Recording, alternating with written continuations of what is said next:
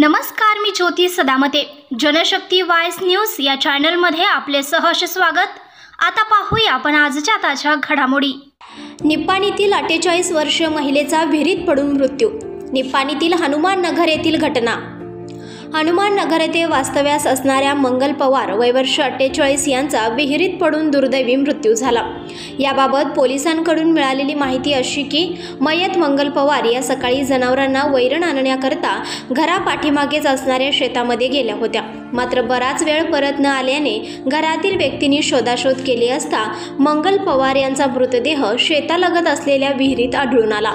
त्या पाय घसरून पाण्यात पडल्या असल्याचा प्राथमिक अंदाज पोलिसांकडून वर्तवण्यात आला आहे. अग्निशमन दलाच्या कर्मचाऱ्यांनी घटनास्थळी धाव घेऊन त्यांचा मृतदेह पाण्याबाहेर काढला.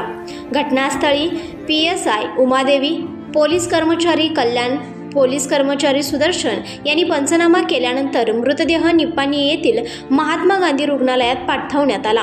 त्यांच्या पश्चात एक मुलगी, जावई, नातू असा परिवार आहे.